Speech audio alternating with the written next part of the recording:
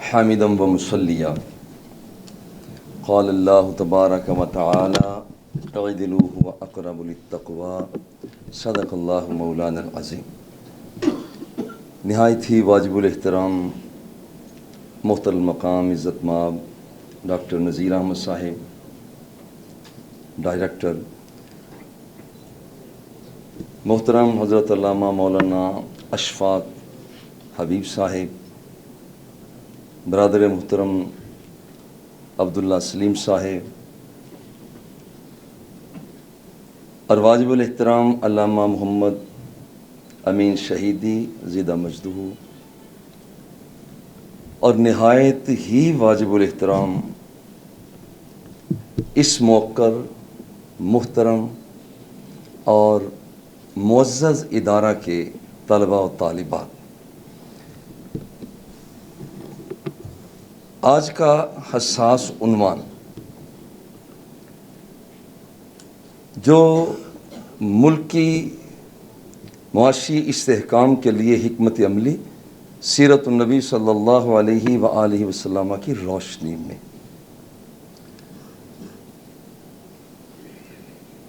اصل میں سب سے پہلے ہمیں مزاج سمجھنے کی ضرورت ہے کہ معاشیات، اسلامی معاشیات کا مزاج کیا ہے۔ ہم ڈاکٹر کے پاس جاتے ہیں، ایک مریض کو لے کر خود چلے جاتے ہیں، وہ کہتے ہیں جی پہلے آپ اس کا ٹیسٹ کرائیں، یہ خون کا ٹیسٹ ہے، یہ ٹیسٹ ہے، یہ ٹیسٹ ہے، میں بعد میں دوائی اس کی لکھتا ہوں۔ اسلام کے معاشی نظام کا مزاج کیا ہے؟ اب یہ کسی ٹیسٹ لیبارٹری میں ہم لے کر جائیں، یہ تو ہو نہیں سکتا۔ پرکھنا چاہیں کیسے پرکھیں؟ پرکھنے کی صورت یہ ہے کہ یہ کوئی پہلی مرتبہ یہ معاملہ درپیش نہیں ہے جس پر ہم گفتگو کر رہے ہیں۔ اس سے پہلے کہ اسلام کے معاشی نظام کا مزاج کیا ہے، یہ کہ مکمل الگ تھلگ چیز نہیں ہے، الگ تھلگ چیز نہیں ہے، یہ بہت بڑے ایک نظام کا حصہ ہے۔ جیسے ابھی علامہ محمد امین شہیدی فرما رہے تھے، بالکل ٹھیک فرما رہے تھے، یہ نظام معیشت ایک الگ چیز ہے نہیں، اور ہم غلطی وہیں پر کرتے ہیں کہ نظام معیشت کی اصلاح کرتے ہیں، حالانکہ اس کے بہت سے متعلقات ہیں۔ جب تک ہم سارے کے سارے ایریا کی اصلاح نہیں کریں گے، ہم اسے صفائی چیزیں ہیں۔ نمبر 1 عقائد، نمبر 2 اعمال، نمبر 3 اخلاقیات، نمبر 4 عقود، اور نمبر 5 عقوبات۔ ان کی اپنی تفصیل ہے۔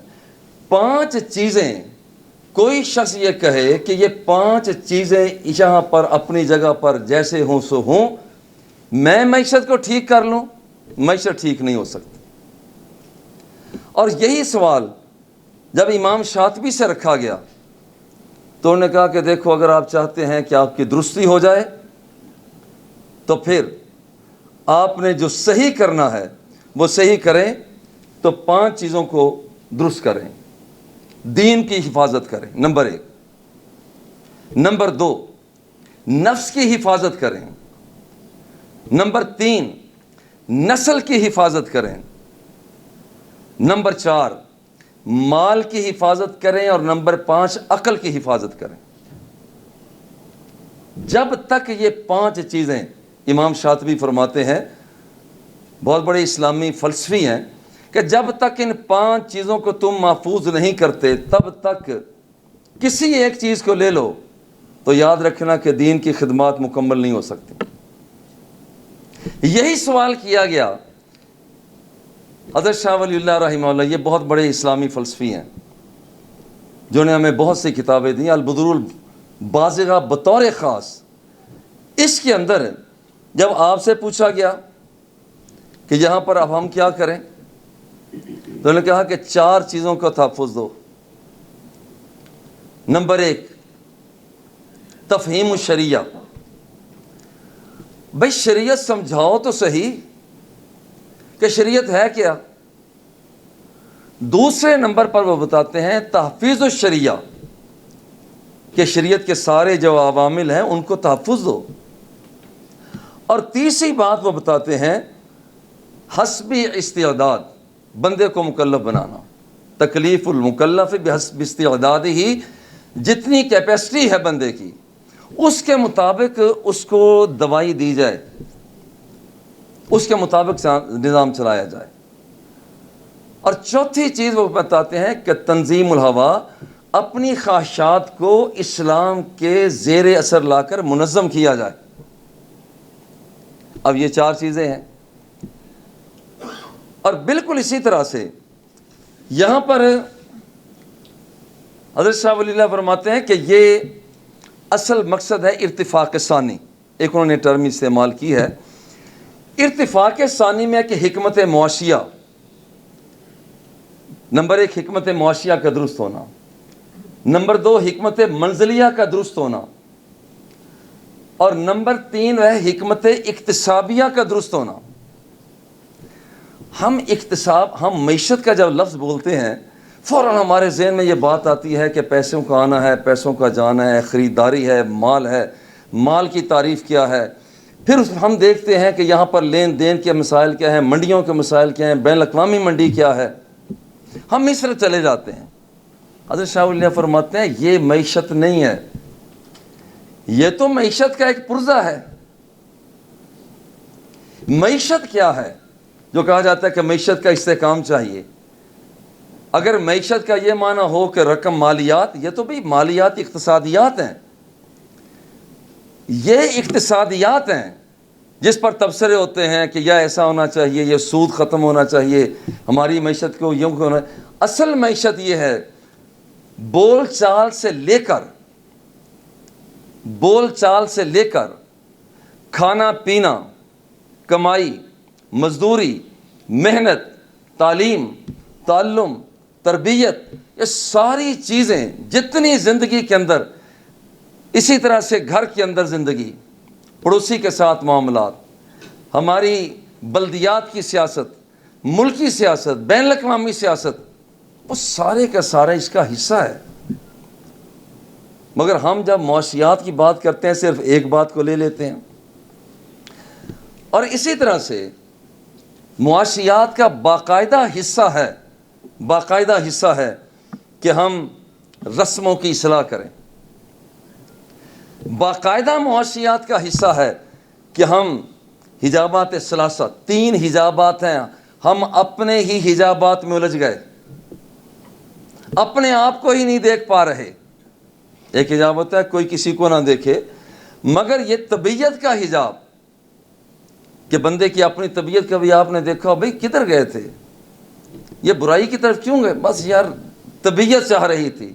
اوہو، طبیعت نے معیشت کو برباد کر دیا.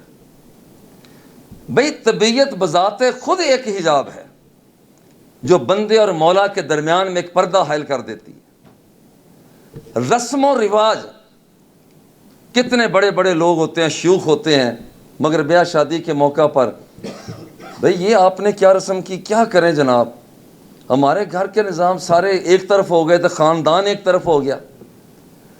بھئی یہ رسم و رواج بندے اور مولا کے درمیان میں پردہ بن گیا،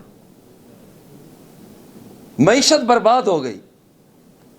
بالکل اسی طرح سے لا علمی جہالت، جب پتہ ہی نہیں چلے گا، جیسے ذکر پتہ ہی نہیں چلے گا کہ رحیم کیا ہے، رحمت کیا ہے، رحمان کیا ہے، تو رب ذوالجلال سے رابطہ مستحکم نہیں ہو سکتا.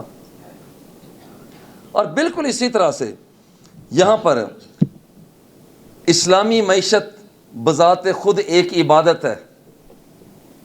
اگر کوئی کمائی کرتا ہے بذات، یہ سارا مزاج ہے اسلامی معیشت کا مزاج.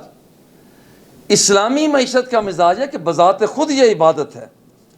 اور اگر مفاد عامہ مفاد خاصہ ٹکرا جاتے ہیں تو اسلام کہتا ہے مفاد عامہ کو پیش نظر رکھو. یہ کتنے آپ نے دیکھے میڈیکل سٹور بند ہو گئے بھئی، وہاں پر سند نہیں لگی ہوئی. کتنے ڈاکٹر ہیں وہاں پر بھئی ایک علاج نہیں کر سکتے، نام تھا ڈاکٹر، لیکن بھئی یہاں پر ان کا کلینک بند کرو. کیوں؟ وہ اس لیے کہ یہاں پر یہ بندہ مفاد عامہ کے خلاف ہے، اپنی ذات کو تو مفاد دے رہا ہے، یہ بندہ اس حیثیت کا مالک نہیں۔ تو یہ ساری باتیں، یہ ہے اسلام کے اندر معیشت کا مزاج۔ جب تک ہم مزاج معیشت نہیں سمجھتے تب تک ہم وہاں پر اس کو آگے بڑھا نہیں سکتے۔ اب دیکھیے، اس کو سمجھنے کے لیے اگر ایک بات پیش نظر رہ جائے، ہم کسی بچے کو کھانا پینا دیتے ہیں اور امید کرتے ہیں کہ اب اس کی ترقی ہو۔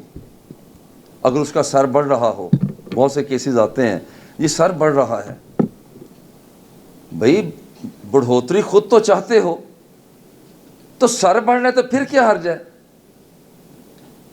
بھئی ماتھا آگے بڑھ رہا ہے، بھئی یہ بچہ ہے، بڑھنا تو ہے۔ وہ کہتے ہیں نہیں جناب، سر تناسب سے زیادہ بڑھ رہا ہے۔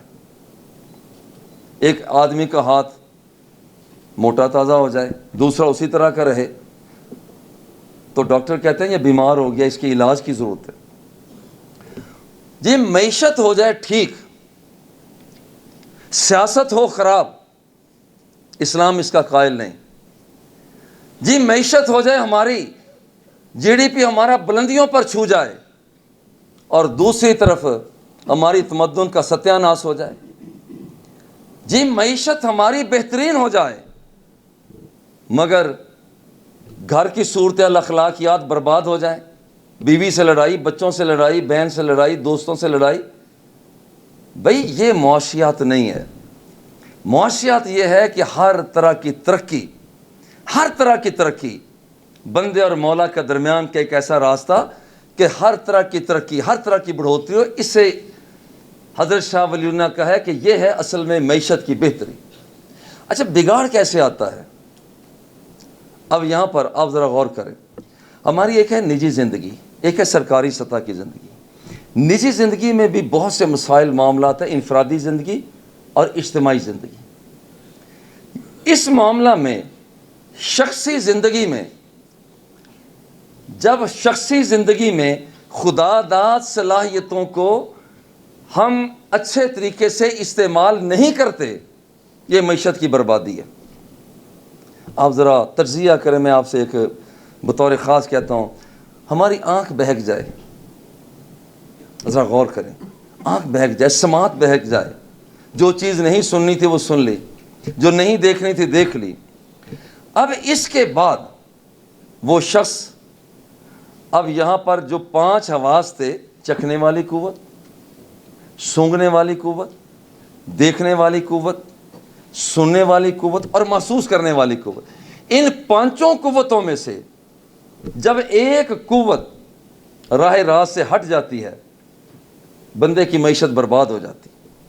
آپ تجزیہ کر لیں، جس بچے گھر کے اندر خدا نخواستہ اگر آنکھ بہک گئی، اب اس کے معیشت سب سے پہلے متاثر ہوگی، اس کی وجہ سے اس کے گھر کی معیشت متاثر ہوگی، باپ کی ماں کی توجہات وہ بڑھتی چلی جائیں گی۔ صرف ایک آنکھ بہکی ہے، اس زبان کو ایک ذائقہ غلط لگ گیا جس کے اسلام اس کا خوگر نہیں، پوری معیشت برباد ہو جائے گی۔ خدا داد صلاحیتیں بنیادی طور پر 3 ہیں،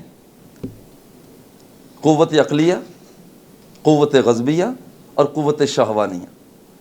جو قومیں ان تینوں قوتوں کو متوازن کر لیتی ہے، عقل، غضب اور شہوت والی قوتوں کو، تینوں قوتیں متوازن ہو جاتی ہیں، ان کے لیے کہا جاتا ہے قد افلح من زکاہا، اصل میں یہ بندہ کامیاب ہو گیا۔ اب معیشت کا جہاں تک تعلق ہے، جب 3 قوتوں کو کوئی شخص 3 قوتوں کو توازن اور اعتدال میں رکھتا ہے، اور یہاں 3 قوتوں کے اعتدال میں اس نے رکھا، عقل والی قوت کو متوازن کیا، حکمت پیدا ہو جاتی ہے۔ غضب والی قوت کو اس نے متوازن کیا تو شجاعت پیدا ہوتی ہے۔ شہوت والی قوت کو اس نے متوازن کر لیا، عفت پیدا ہوتی ہے۔ تینوں قوتیں جب حکمت، شجاعت، عفت، تینوں چیزیں مل جاتی ہیں، اب یہ بندہ کامل بندہ بن جاتا ہے۔ اب کیا معیشت، کیا سیاست، کیا تمدن، کیا تہذیب، کیا ہمارے اندرونی بیرونی مسائل، ان سب کا حل ان تین قوتوں کو متوازن کرنے میں ہو جاتا ہے۔ اور یہی بات اب ہمارے لیے صرف ایک بات یہی نہیں ہے، نجی سطح پر بہت سے لوگوں کو رب ذوالجلال نے مال بھی دیا ہے۔ یہ اصلاح معیشت نجی سطح پر ہے۔ جن کے پاس بہت مال ہے انہیں سکول بنانے چاہیے جہاں پر تعلیم مفت ہو، وہاں پر ہسپتال بنانے چاہیے جہاں پر علاج معالجہ فری ہو، وہاں پر انہیں ایسی بلڈنگز تیار کرنی چاہیے جہاں پر اپنے ہی قریب قریب کے لوگ کم از کم سہولت کے ساتھ وہاں رہ سکیں۔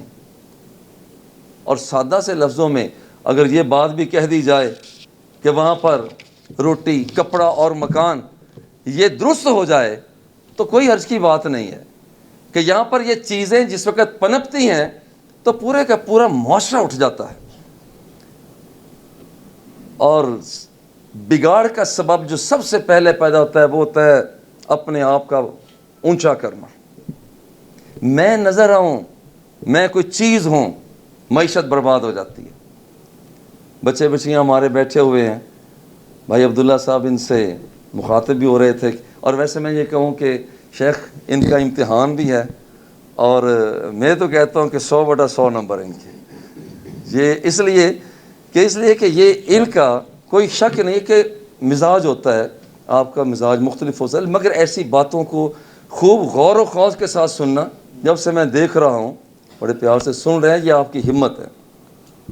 اتنا لمبا سیشن ہو گیا، ویسے ہم وہاں کرتے رہتے ہیں، ایسے لمبے پروگرام ہوتے ہیں، ڈاکٹر صاحب کو پتہ ہے، لیکن وہاں پر ایک ماحول مختلف ہوتا ہے، یہ باتیں مختلف، لیکن آپ کی ہمت ہے جو میری بیٹیاں محبت کے ساتھ اور پیار کے ساتھ یہاں پر کچھ لکھ بھی رہے ہیں، کچھ ذہنوں میں رکھ رہے ہیں۔ سب سے پہلا بگاڑ بالادستی کا اظہار، جی میرے پاس موٹر سائیکل ہے تو وہ تو کار پہ جاتا آتا ہے، معیشت برباد ہو گئی،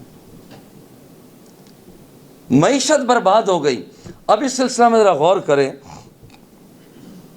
کہ خود نمائی حضور علیہ الصلوۃ نے ارشاد فرمایا کہ جو شخص من ترک اللباس تواضعا للہ وهو يقدر علیہ دعاہ اللہ یوم القیامۃ علی رؤوس الخلائق حتی یخیرہ من ای حلل الایمان شاء یلبسها۔ جو بندہ کپڑے پہن سکتا ہے بہترین مگر اس لیے نہیں پہنتا، وہ چھوڑ دیتا ہے تواضع کے طور پر۔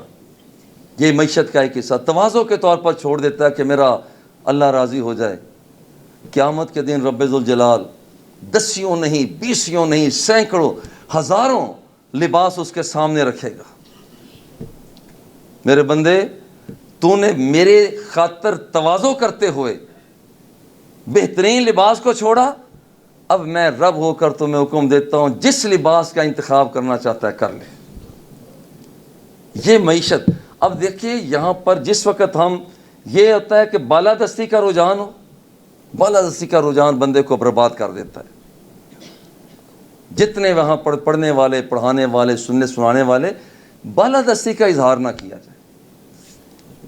چھوٹی سی بات ہے، میں رکشہ لے کر آ رہا تھا، میرے حاج صاحب کو پتہ چلا کہ میں یہاں کامسٹ یونیورسٹی جا رہا ہوں، تو ہمارے ان کی کار ہے، میرے پاس تو نہیں تھی، میں تو بیکار تھا، ان کی کار تھی، انہوں نے کہا میں آپ کو لے کر جاتا ہوں۔ اب دیکھیے میں اگر، چھوٹی سی بات ہے، میں اگر یہ انتظار میں رہتا کہ میں نے گاڑی لے کر جانی ہے، گاڑی لے کر جانی ہے، تو میں کتنا اپنا نقصان کرتا۔ اگر ان کے دل میں یہ بات آ گئی، مجھے لے کر گاڑی پر آ گئے تو ان کی مہربانی، مگر یہ بات کہ یہاں پر بالادستی کا اظہار ہو کہ میں سائیکل پر جاؤں گا، موٹر سائیکل پر جاؤں گا، میں کیسے جاؤں گا، لوگ کیا کہیں، بھئی کیا کہیں گے؟ یہی کہیں گے نا سائیکل پر آیا ہے، یہی کہیں گے موٹر سائیکل پر آیا ہے۔ یہ کوئی ایسی بات نہیں ہے۔ بالادستی کا اظہار معیشت کو برباد کرتا ہے۔ دوسری خرابی، محنت کش لوگ، ان کا حق جب نہیں ملتا وہ محنت میں تعطل کا شکار ہو جاتے ہیں۔ حضور علیہ الصلوۃ اس زمانے میں جو طریقہ علاج تھا وہ حجامہ کیا جاتا۔ حضور علیہ الصلوۃ نے ابو طیبہ سے حجامہ کروایا، جتنی ان کی مانگ تھی اس سے زیادہ دیا. اور دوسری بات یہ ہے کہ اس کے مالکان سے وہ غلام تھے, ان کے مالکان سے بات کی جتنا آپ روزانہ یومیہ ٹیکس لیتے ہو بھائی اتنا ذرا کم کر دو تاکہ اس سے ذرا سہولت ہو جائے.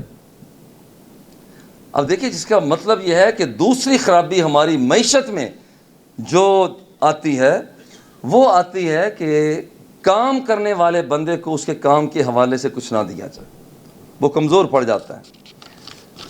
تیسری خرابی ہے کہ غیر حقیقت پسندانہ نظام محصولات.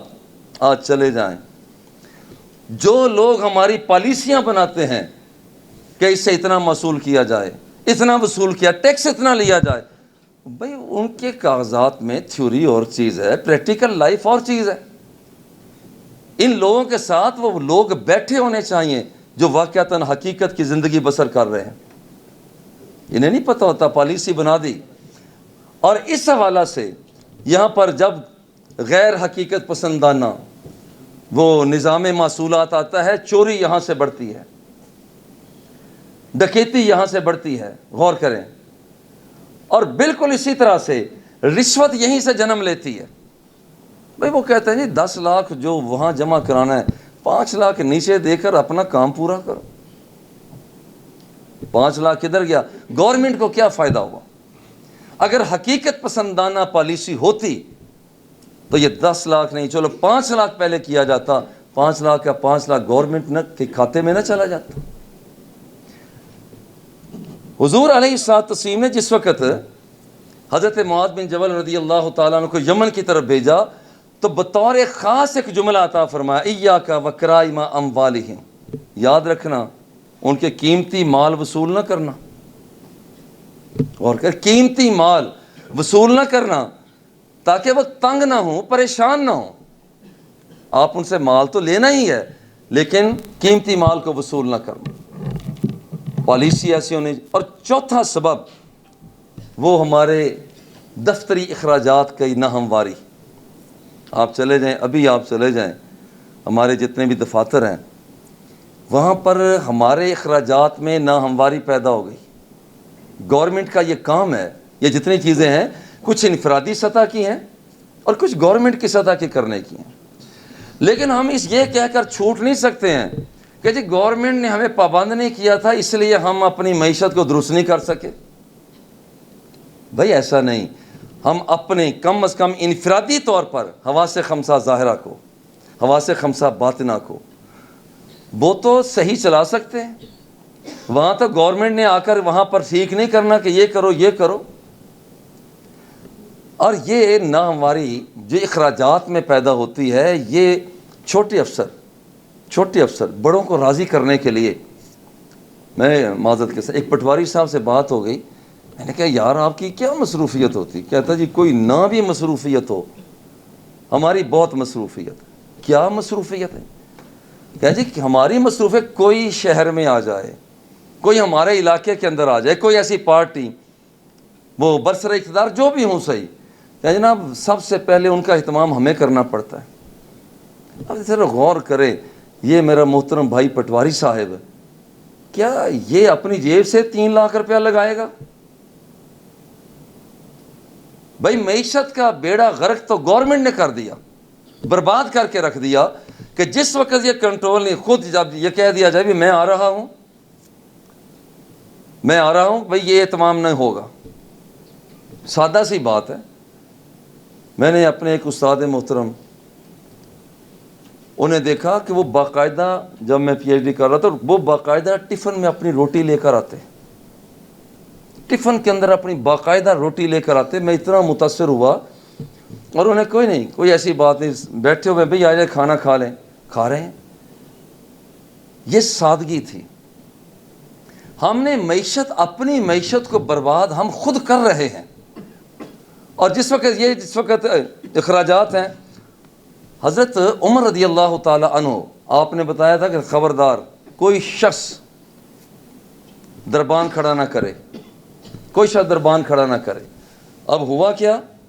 ہوا یہ ہے کہ شکایت, اور پھر یہ تھا کہ کوئی اہلکار باریک کپڑا نہ پہنے. شکایت ہو گئی کہ ایاز بن غنم انہوں نے ایک دربان بھی کھڑا کیا ہوا ہے اور کپڑے بھی انہوں نے پتلے باریک پہنے ہوئے ہیں.